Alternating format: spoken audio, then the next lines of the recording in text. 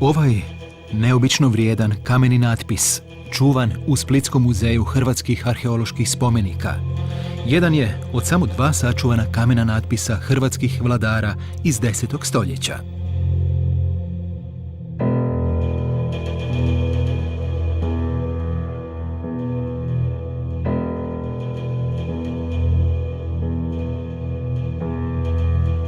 Natpis teče gornjim rubovima 2 iznimno lijepo ukrašenih ploča oltarne pregrade, nađenim u ruševinama crkve Svetog Bartula u Kapitulu kod Knina. Vješto klesana rečenica, pisana zrelim latinskim jezikom, spominje prvoga hrvatskog vladara koji je poslije nosio naslov kralja Hrvatske i Dalmacije, Stjepana Držislava.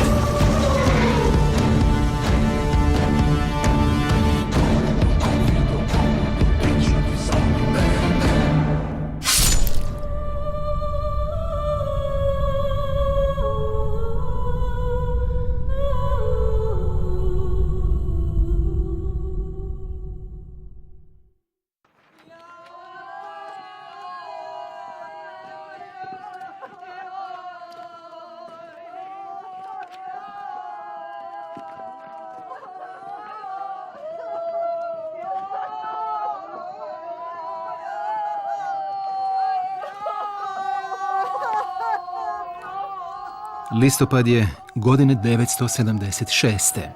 U kraljevskom Solinu, u blizini drevne Salone, ispod moćne stijene Trpimirova klisa, raskošna povorka na vječni počinak ispraća kraljicu Jelenu.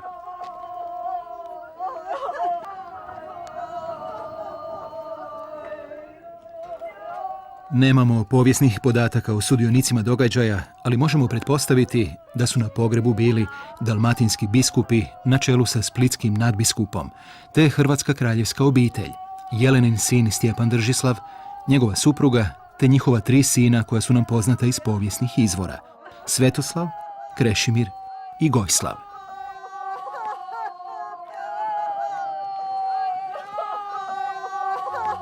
Pogrebna povorka kreće se prema današnjem Gospinu otoku u središtu Solina. Na tom je mjestu Jelena, udovica kralja Mihaela Krešimira II, koji je umro oko 970. godine, dala sagraditi crkvu koja je najkasnije od njezina vremena postala mauzolejom hrvatskih kraljeva.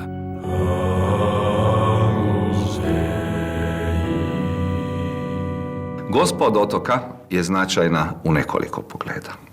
Prvo, ne samo to što je mjesto ukopa kraljice Jelene, gdje se na sarkofagu njezinom čita čitava dinastija 10. stoljeća. Nije to jedini ključni podatak.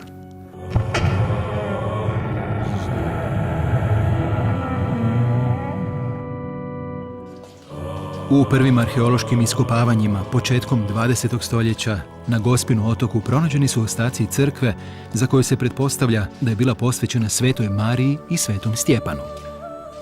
Možda je Salora u tom trenutku zaista igrala značajniju ulogu u Hrvatskom kraljevstvu nego što se to nama čini. Moglo bi se čak govoriti o premještanju vladarskog mauzoleja iz Knina. Prema tome, očito je da se je hrvatski vladar približio dalmatinskom gradu, fizički, to mu je nešto značilo. Približio se upravo Splitu, nad kojim je u toj ranoj povijesti Hrvatske lakše, rekao bih, ostvarivao vlast nego možda nad Zadrom.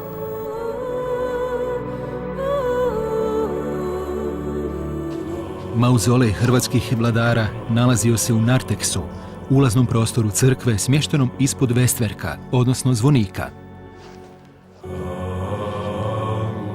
Natpisi na sarkofazima ranog srednjeg vijeka na hrvatskim prostorima su uglavnom nadgrobni natpisi, odnosno epitafi. Ne samo kraljice Jelene, nego već i nadbiskupa Martina, nadbiskupa Lovre, ima ih nekoliko. Oni su važni iz toga razloga što se iz njih već polako iščitavaju i leksičke promjene u latinitetu, ali se iščitavaju i prvi književni pokušaji na hrvatskim prostorima.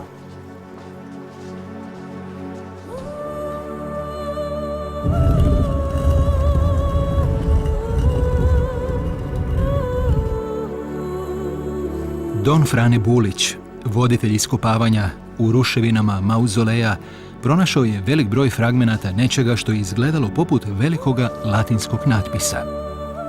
Veliki hrvatski arheolog strpljivo prikupljao brojne sitne dijelove, te je, slažući gotovo slovo po slovo, sam nadopunjujući uništene dijelove, uskoro složio najduži i možda najvažniji vladarski natpis iz razdoblja Trpimirovića. Nadgrobni natpis kraljice Jelene.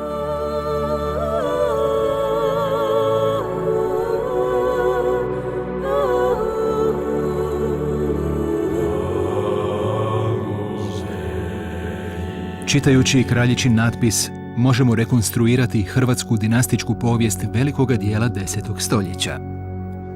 Natpis je važan i za uvid u opće stanje u Hrvatskom kraljevstvu sredinom stoljeća. Znamo da je Hrvatska prije Mihaela Krešimira II. I Jelene bila u nemirima, a ovaj je kraljevski par, po svemu sudeći, osigurao mir i stabilnost, što je odredilo kasniju vladavinu njihova sina Držislava. Stjepan I. Držislav je po svemu sudeći naslijedio od svoga oca Mihaela Krešimira II. Kraljevstvo koje je bilo stabilno, nije bilo nekih vanjskih neprijatelja koji bi ga ugrožavali, situacija je bila mirna i čini se prosperitetna.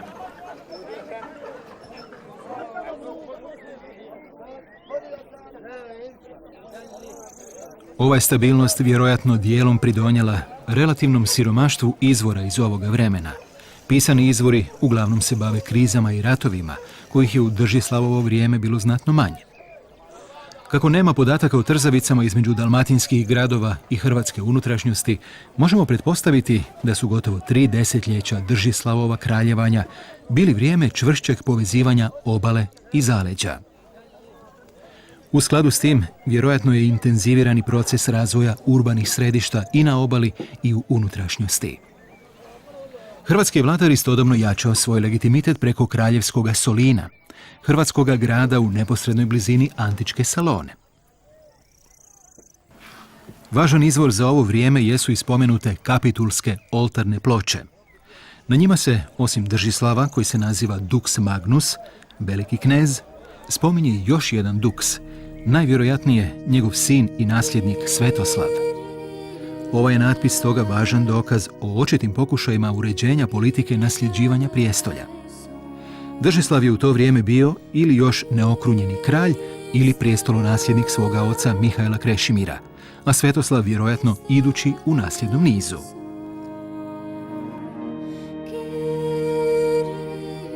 U Držislavovoj vrijeme Bizant pod energičnim carem Bazilijem II.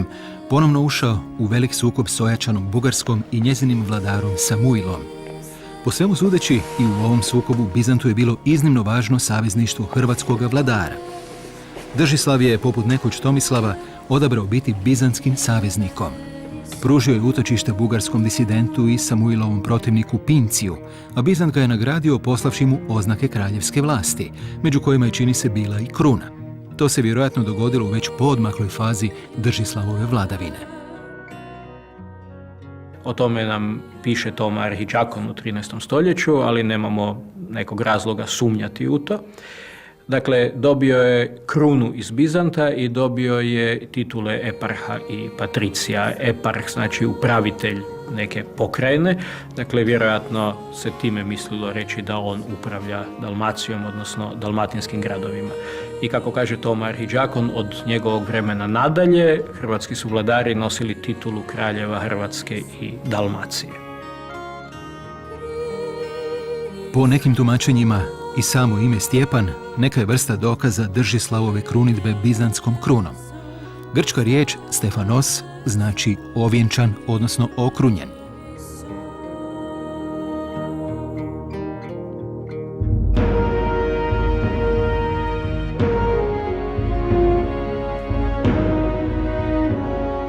Držislav je vjerojatno od početka svoje vladavine bio okrunjen starom hrvatskom krunom, a moguće je da se potkraj vladavine, primivši darove od Bizanta, u još jednoj ceremoniji okrunio i bizantskom krunom.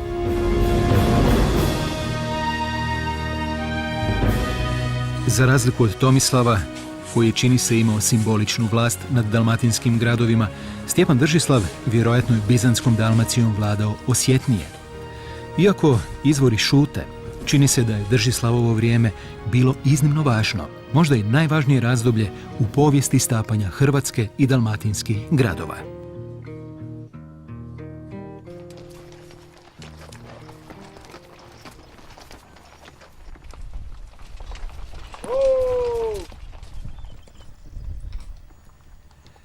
Tijekom cijeloga ranog srednjeg vijeka na europskom zapadu postojala su dva osnovna modela nasljeđivanja kraljevske vlasti. Prvi je bio prenošenje vrhovne vlasti na najstarijeg sina, a drugi podjela države među svim sinovima. Europski srednji vijek zbog te neodlučnosti bio prepun prevrata i sukoba među braćom. Hrvatska u tome nije bila izuzetak. Držislav je izgleda odlučio prikloniti se ovom prvom modelu i prepustiti vlast samo jednome sinu. Naravno, prednost takvoga modela je bila da ne postoji opasnost od raspadanja kraljevstva na više dijelova.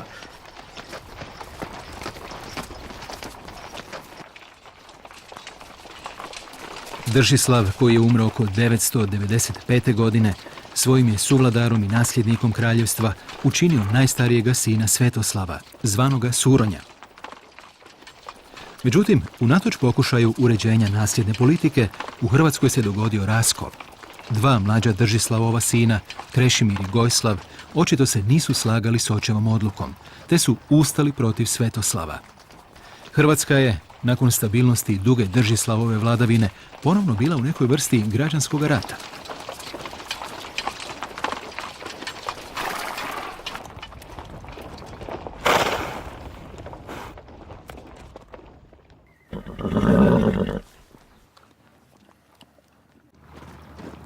Unutarnje trzavice opasno su uzdrmale stabilnost kraljevstva, a gotovo pogubne su bile posljedice za mukotrpno izgrađivanu politiku sjedinjenja s dalmatinskim gradovima.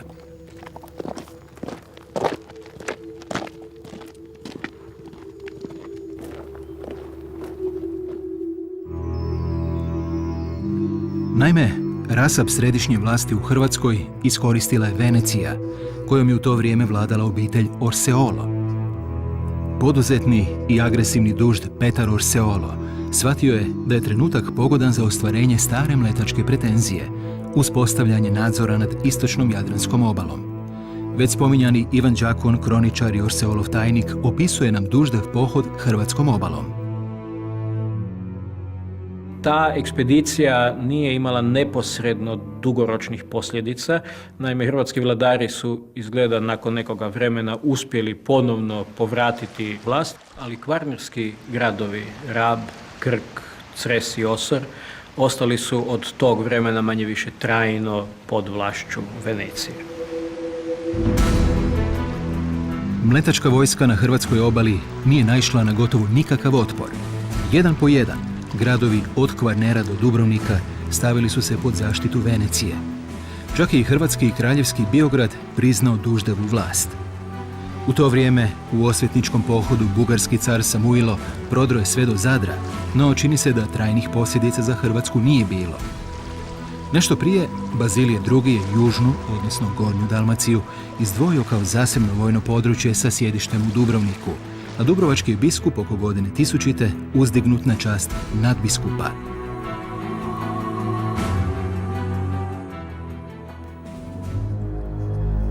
Hrvatski kralj Svetoslav, kojega su braća nadvladala, sklonio se u Trogir.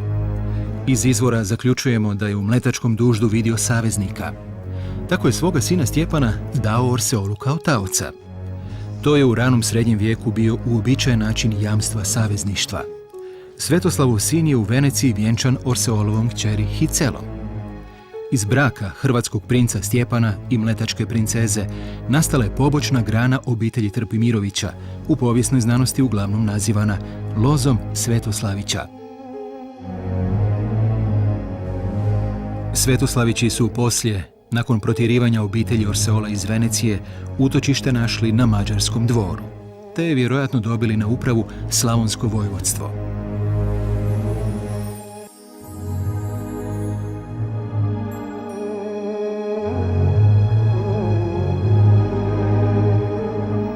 Svetoslavu se, nakon 998. godine, gubi svaki trag u povijesnim izvorima.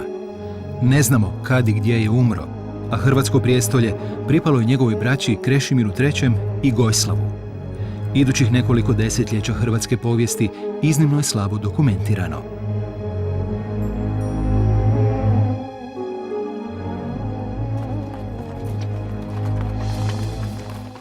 Krešimir III. Vladao je više od 30 godina, a do oko 1020. godine mlađi brat Gojslav bio mu je suvladar. Kraljevska su braća napala Zadar, kako bi ga otrgnuli od mletačke vlasti.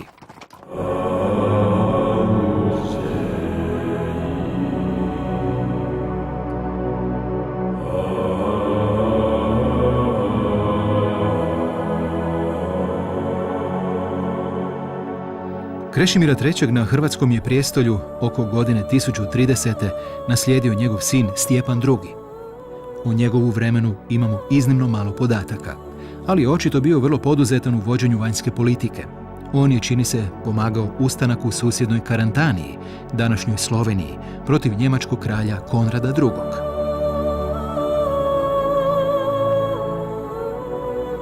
Nažalost, izvori nam ne dopuštaju ikakav širi uvid u vladavinu Stjepana II., kojemu možda pripada istaknutije mjesto od onoga koje trenutačno ima u hrvatskoj povijesti.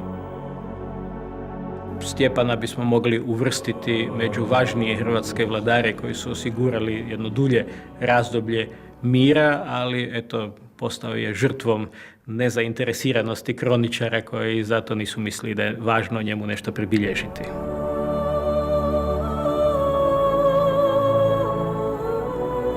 Hrvatska je sredinu 11. stoljeća dočekala stabilna. Na vidiku je bio posljednji i najsjajniji vrhunac ranosrednjovjekovne kraljevine.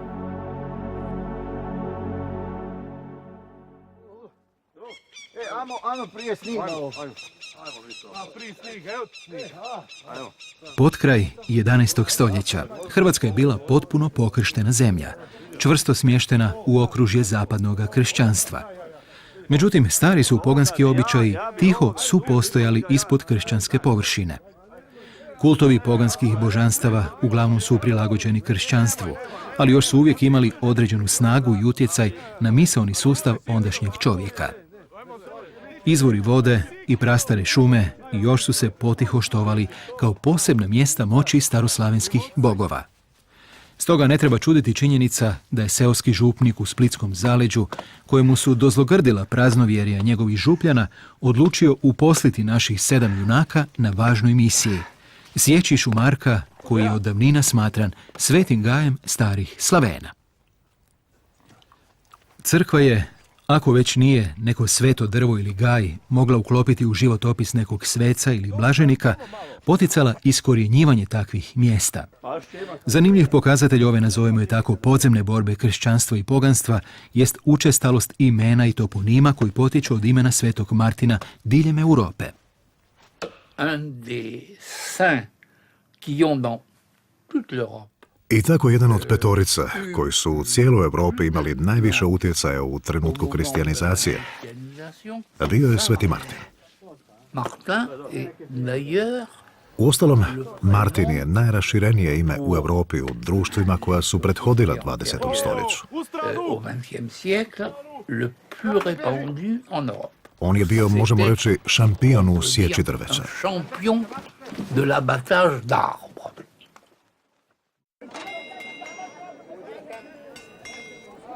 U izravnoj vezi s tadašnjom kršćanskom predodžbom svijeta jest i takozvani fenomen godine tisućite.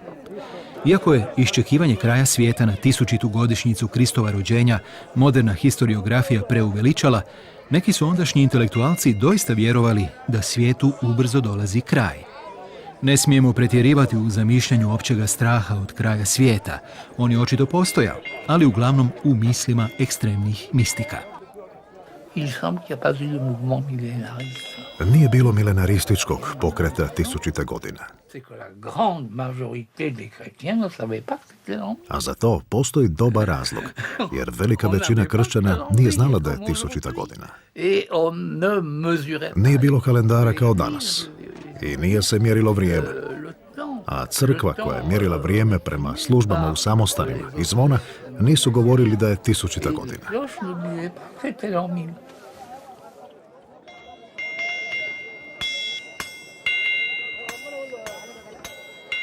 Postojao strah od godine 1000. ili ne, dogodilo se upravo suprotno.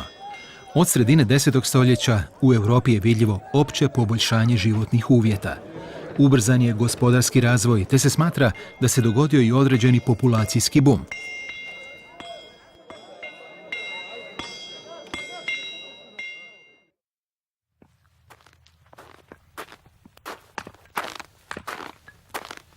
Moderna, interdisciplinarna istraživanja pokazuju podudaranje gospodarskih i populacijskih promjena s klimatskim ciklusima.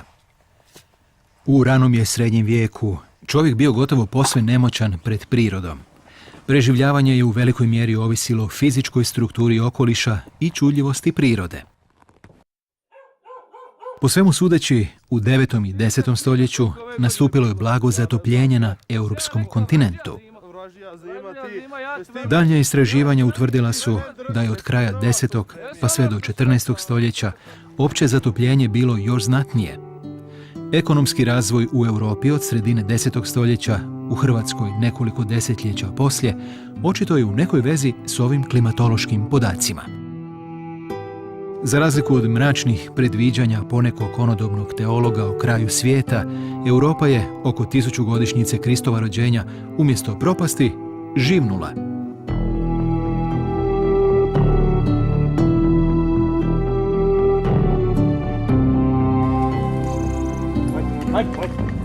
Blaža je klima vjerojatno pridonijela ubrzanijem razvoju poljoprivredne tehnologije, te u skladu s tim i boljim prinosima.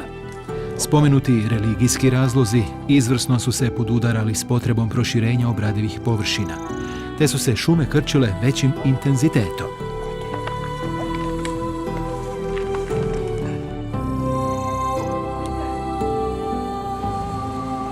Naravno, valja zaboraviti prepoznatljive dalmatinske šume borova i čempresa, kojima se danas dičimo. U srednjem vijeku južna je Hrvatska bila prekrivena listopadnom šumom, onakvom kako danas možemo vidjeti oko slapova rijeke Krke. Današnji vegetacijski imidž Dalmacije starije niti 2 stoljeća. Borovi su rezultat pošumljavanja poduzetih u vrijeme Napoleona i poslije Austro-Ugarske.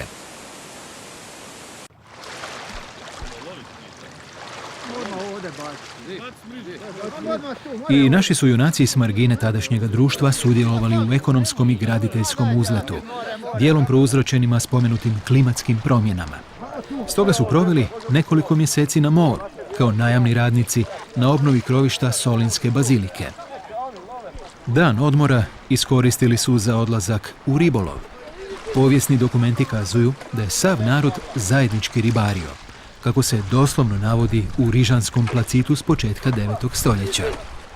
Dokumenti koji spominju ribarenje u Hrvatskoj postaju sve češći od kraja 10. stoljeća. Velikaši su posjedovali mjesta za ribarenje, a od 11. stoljeća za ribolov na području nekog feudalca trebalo je imati i dozvolu. To pokazuje stratešku važnost mora. U vrijeme gladi ribolov je bio jedini način preživljavanja na istočnim obalama Jadrana. Današnji bi stanovnici dalmatinskih gradova došljake iz zaleđa, neiskusne u morskom ribolovu, nazvali Vlajima. U ranom srednjem vijeku građani Splita nazvali bi ih jednostavno Hrvatima ili Slavenima. Naši se junaci zbog neiskustva u životu na moru uglavnom nisu pokazali kao vješti ribolovci. No Lukav je tvrdan u splitskim krčmama danima prisluškivao priče iskusnih ribolovaca, te je, oboružan novim znanjima, svojim prijateljima priuštio obilan riblji ručak.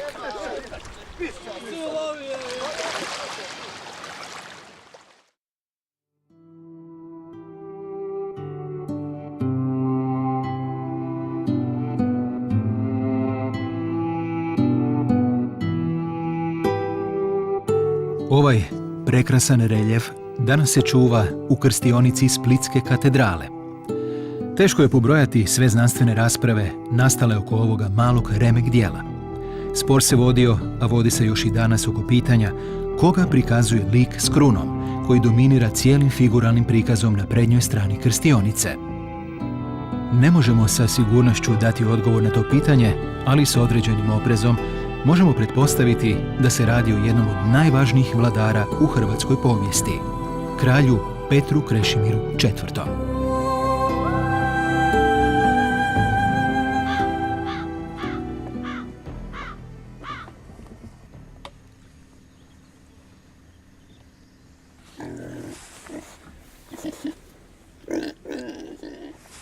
Sin Stjepana II. I praunuk Stjepana Držislava, Petar Krešimir IV. Na hrvatsko prijestolje sjeo je oko 1058. godine.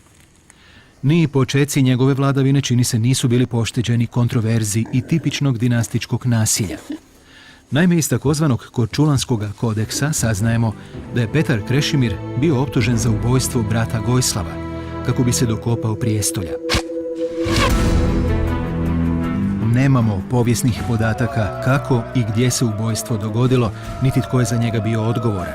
Možemo pretpostaviti da je Gojslav bio stariji brat Petra Krešimira, prema tome vjerojatno i prijestolonasljednik.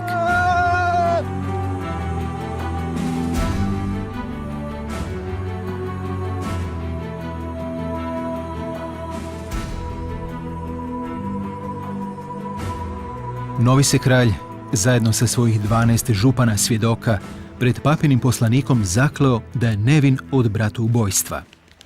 Ne možemo znati pravu istinu, ali očito je papu ova zakletva zadovoljila. A Petar Krešimir je tijekom cijele svoje vladavine iznimno dobro surađivao s papom, bogato obdarujući crkvu u Hrvatskoj. Biskup rimski i presviti otac, da ne ubih brata svojeg Gojslava. Amen. Vrijeme Petra Krešimira IV. Dobro je dokumentirano brojnim vladarskim ispravama. U utemeljiteljskoj povelji samostana Svetoga Petra na Rabu iz 1059. godine prvi se put u nekom povijesnom dokumentu spominje kraljevstvo Hrvatske i Dalmacije. Isto tako, u darovnici samostanu Svetoga Krševana u Zadru, Petar Krešimir uznosito spominje kako je proširio svoje kraljevstvo na kopnu i moru, a Jadransko more naziva našim Dalmatinskim morem.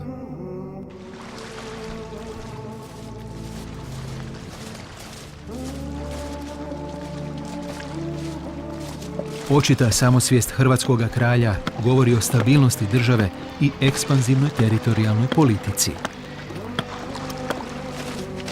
Stali!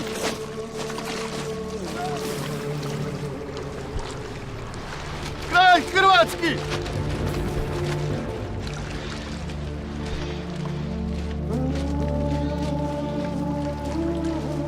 Odnos prema moru pokazuje evoluciju u vladarskoj doktrini. More je, za razliku od Domagojevih vremena, kada se shvaćalo kao poprište pljačke i prepada, za Petra Krešimira u istom položaju kao i kopno. Točnije, ono je kraljevsko vlasništvo.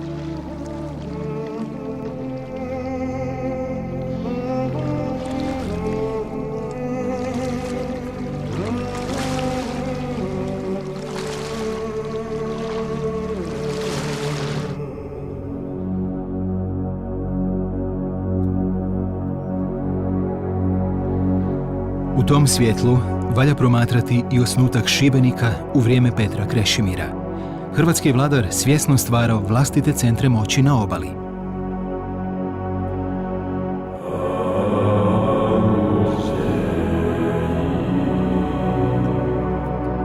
Isto tako, Krešimir je u još jednom izvornom hrvatskom gradu, Biogradu, dao sagraditi svoju zadužbinu, samostan Svetog Ivana, središte najbogatije opatije u tadašnjoj Hrvatskoj.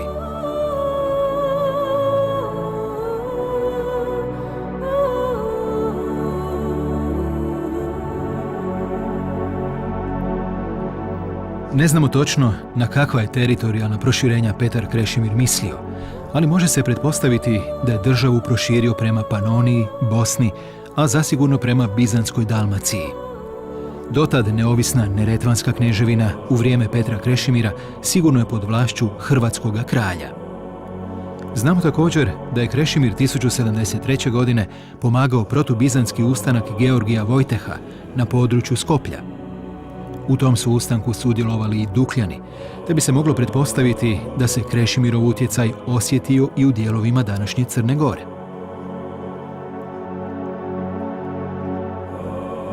Narasla samosvijest hrvatskoga kralja jasno se vidi u ispravama Petra Krešimira. U jednoj od njih on ponosno ističe kako njegova vlast proistječe ne samo od Božje volje, već i od njegovih predaka, koje nabraja poimence, od Mihajla Krešimira II. Do svoga oca Stjepana.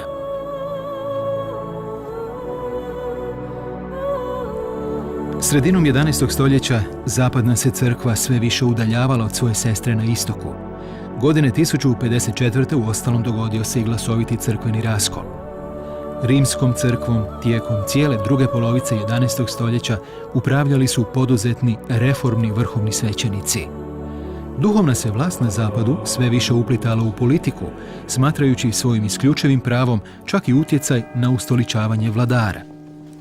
Naravno, takav čvrst stav rimske crkve nailazio je na otpor ne samo među vladarima, nego i u samom svećenstvu.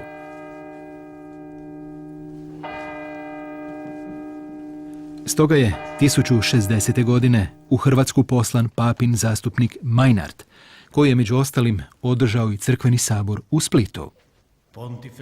Na saboru je hrvatsko-dalmatinsko svećenstvo primilo jasne obveze i upute za provođenje nove crkvene politike.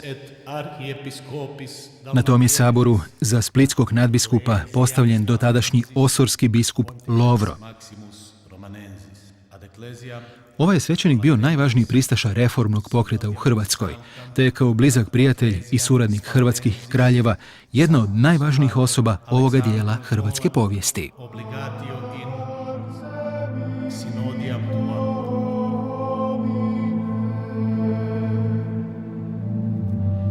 U vrijeme Petra Krešimira IV. U Hrvatskoj su graditeljstvo i umjetnost doživjeli vrhunac. Hrvatska umjetnost većinom je pod utjecajem Zapada, ali vidljiva je i blizina Bizanta. Primjerice, na spomenutom reljefu iz Splitske krstionice, jedan od likova leži na podu, prostrt pred kraljem. Pa, iako gotovo svi detalji, od odjeće do krune, imaju izrazito zapadnjački, franački izgled, običaj prostiranja pred vladarom, koji se naziva proskineza, izvorno je obilježje istočnjačkih monarhija. Skulptura 11. stoljeća unosi jednu bitnu novost, figuraliku. Ljudska figura se u kamenoj skulpturi pojavljuje prvi puta nakon kraja 8. stoljeća, ne samo u Hrvatskoj, nego bilo gdje u Europi, i tako predskazuje novi ranoromanički stilski izraz.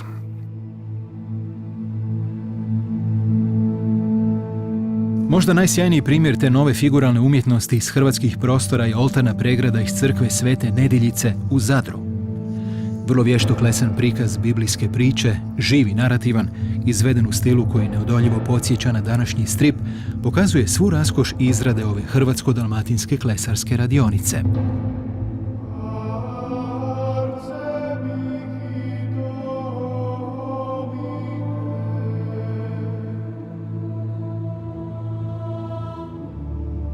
Čini se da je neka vrsta prekretnice u hrvatskoj umjetnosti 11. stoljeća bio ciborij zadarskoga prokonzula Grgura. Ovaj zadarski plemić, inače vrlo zanimljiva povijesna osoba, koju historiografija uglavnom poistovjećuje s Dobronjom, za kojega znamo da je 3 put putovao u Konstantinopol. Grgurov, odnosno Dobronjin ciborij, vjerojatno je imao presudan utjecaj na umjetnost cijeloga stoljeća. Taj se utjecaj može jasno vidjeti i na spomenutom reljefu hrvatskoga kralja iz Splitske krstionice, koji je po svemu sudeći izvorno bio dio oltarne pregrade u crkvi Svetoga Petra i Mojsija u Solinu.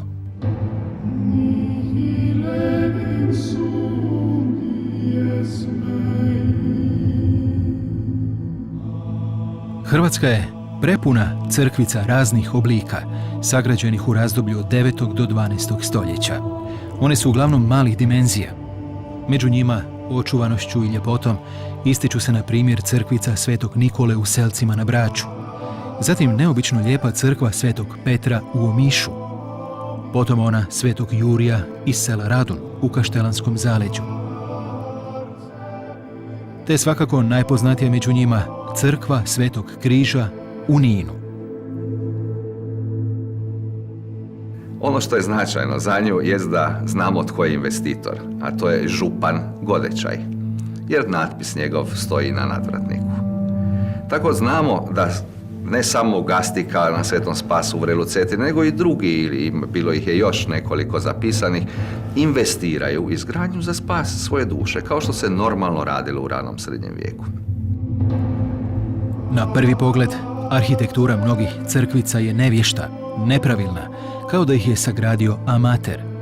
Međutim, istraživanja, prije svega ona Mladena Pejakovića, pokazala su da su neobična iskrivljenja na tim građevinama upravo suprotno, rezultat jedinstvene vještine starohrvatskih graditelja. Došlo se do zaključka da su se one u svom obličju prilagođavale svjetlosnim uvjetima na terenu, vodile računa o tome kad sunce izlazi, kad zalazi, kad se mijenjaju godišnja doba i da su one bile konstruirane tako da se ti ključni trenuci ili u toku dana ili u toku godine na njima očitavaju jasno igrom svjetla i sjene.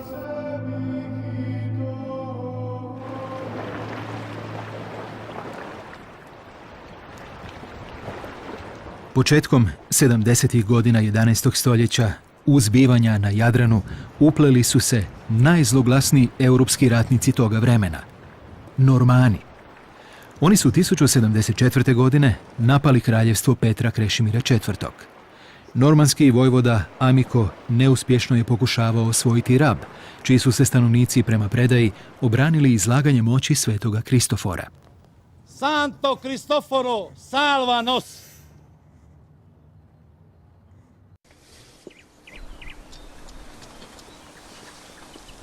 No, za nas je važniji zagonetan podatak o tome da je Amiko u tom pljačkaškom pohodu zarobio hrvatskoga kralja, čije ime se ne navodi.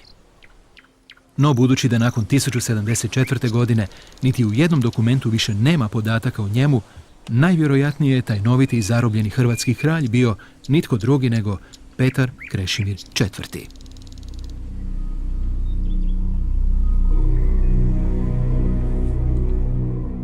Godine 1074. dakle, završila je vladavina jednoga od najvažnijih vladara u cijeloj hrvatskoj povijesti. Petar Krešimir za nasljednika je odredio boležljivoga nećaka Stjepana.